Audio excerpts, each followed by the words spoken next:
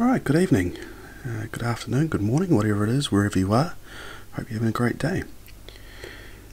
Tonight for me, we're going to be tying a little soft hackled Mayfly pattern.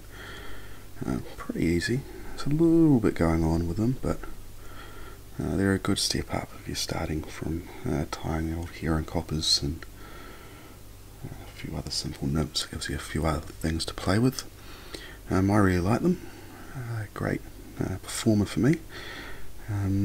Just use a little bit of pheasant tail for the tail and for the wing case, and then we're using some SLF dubbing fox squirrel and some copper wire for the ribbing, and then a hen saddle hackle, soft hackle feather from that, which just gives it a bit of life and movement in the water.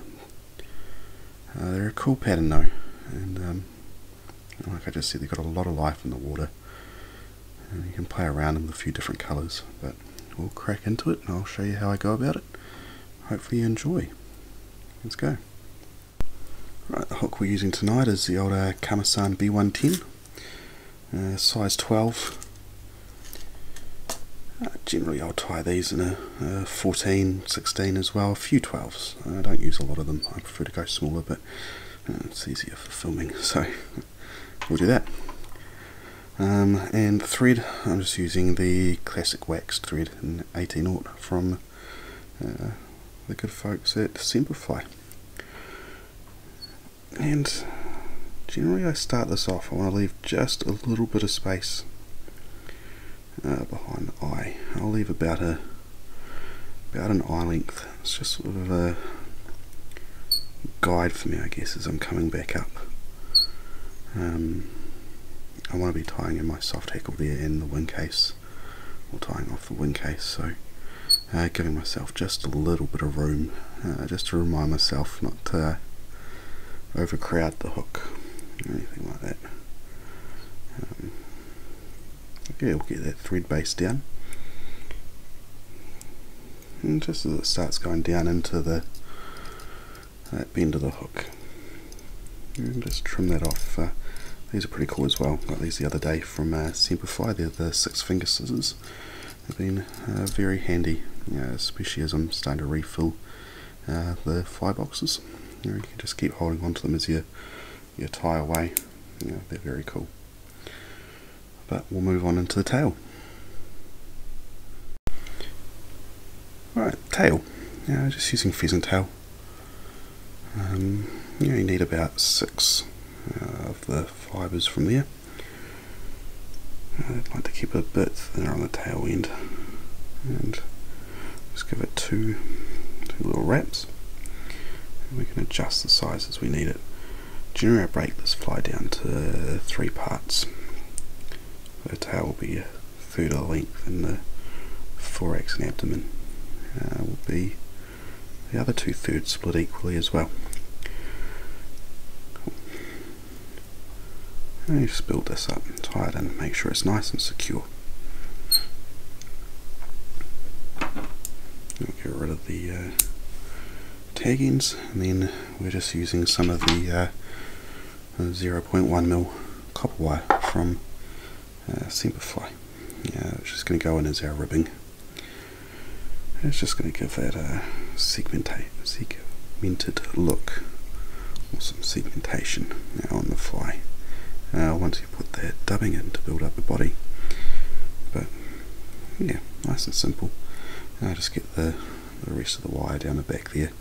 I'll take off a few inches of it. Be good for a couple flies. But we'll crack into the next and see how we go. Right, dubbing. Again, using that SLF spiky dubbing. Using the fox squirrel version. The SLF I believe stands for synthetic living fibre. It's pretty cool. It's got some shine to it. It looks pretty cool. I just take a very little pinch, and we just want to keep it nice and tight, really tight dubbing noodle. That fox squirrel gives, it's got a lot of little guard hairs in it, which are very cool for the nymphs, but for the most part for this fly, because we're using that soft hackle for what will be imitating legs, I don't want too much of that sticking out, but at the same time I love the way of the guard here is being quite a lot lighter, and then the under fur being a bit darker. It gives a real cool sort of mottling or mottled effect on it. Again, just keep an eye on how far up you're going. You want to keep it tapered off as well. You want to keep it half the hook or a third of the whole length of the fly to use that wing case as well. So once you got the dubbing on there, you'll just bring your copper wire up just to give that ribbing. And like I've said in previous flies, just try to keep it as evenly spaced as you can, and you'll just bring that up to the top and tie that in. Just a few wraps, which will be all good, and then you can just snap it off. It's super fine. Alright, wing case. Alrighty, for the wing case I use the pheasant tail again. I'll use a few more fibres than we use for the tail. I'll use about 8 or 10. And you'll just take them by the tips, and we're just going to tie that in. And we want to try to keep it as centered as we can across the top, and you want to try to keep it as unbunched as you can, so that when we get to tying it off, it's going to lay down nice and flat. And we're just going to get rid of those tips from it. And just get it nice and secure. And just quickly we'll do the dubbing while we're here. Again, just using the same dubbing, and we're going to keep it nice and tight still. The other option you can do here, if you don't have the soft hackle and you're using something with plenty of guard hairs, is just dub it quite loosely, and it's going to stick out everywhere and give that impression of legs as well. It's quite a good little pattern too. Yeah, just get it on nice tight dubbing loop. I'm doing this as well. I find if I just went straight into it, when you pull this forward, it kind of makes a segmentation between the back of the fly and the wing case. So I just like to put a couple little wraps there and behind, and then start bringing it forward.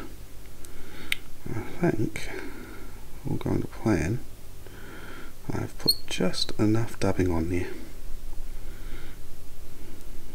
maybe just a tad more, not much, but I like to get this part a bit bulkier as well. It just builds it out a bit. I'll just go through it again. There we go.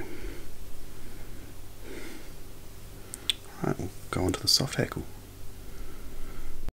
Alright, next we're going to put our soft hackle on. Just using this one. It's just a natural hen saddle. Soft hackles all through it, and it's great. Each individual feather has some cool little patterning on it. Generally, I'll take it in the tip of my right hand, peel back all the fluffy stuff, and then I'll get rid of that, the bottom, if that makes sense. So if the underside of the feathers facing the hook, between you and the hook, pull the fibres out. You want to get rid of all the stuff on the bottom, and get rid of some of the top as well as that fluffy stuff. But you will end up with a little feather looking like that. From there, just take and tie it in so that that tip's sticking out that way. This gives me something to get some purchase on and tie in. Just turn it slightly so I can get a look at it and get rid of that little tip. From there, looking pretty scruffy at the moment, but it'll be alright. Got my hackle pliers, and we're just going to wrap this around.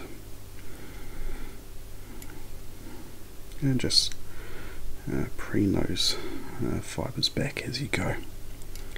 That'll be good for a couple wraps. And you can go a bit sparser or put more on if you want, or use both sides of the feathers if you want. It's up to you and what you're looking for. I like it. I don't want it too heavy on the hackle. You'll find it looks better just with that underside and not too much at that. And just tie that in. As you can see, we're starting to get all that body.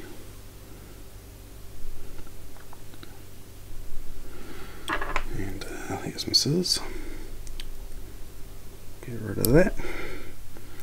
From here, you can push them around, but I don't like it. I like to find out which ones of these fibres are sticking up at the top, and we'll just snip them away. Yeah, I don't like, similar as I was saying just before, I just don't like all that bulk.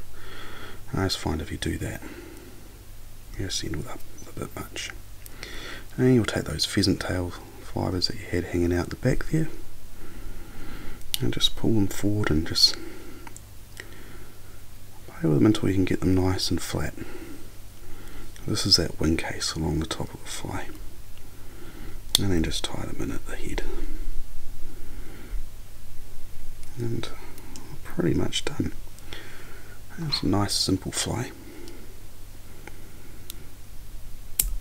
A good step up from, you know, tying things like a Hare and Copper, or,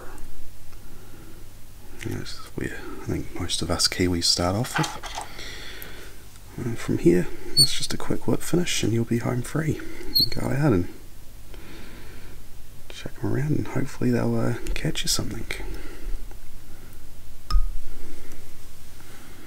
Well, there you have it. One soft hackled Mayfly nymph. And pretty easy. Not too many materials. You've got your pheasant tail, your fox squirrel we sell left dubbing, hen saddle hackle, and some copper wire. And your hook and thread, of course. But have a go at them. I hope you enjoy them. As always, if you're inclined to post away on social media, by all means tag me in them. I'd love to see what you're doing. But at the end of the day, happy tying, and I hope they work well for you. All the best. Enjoy.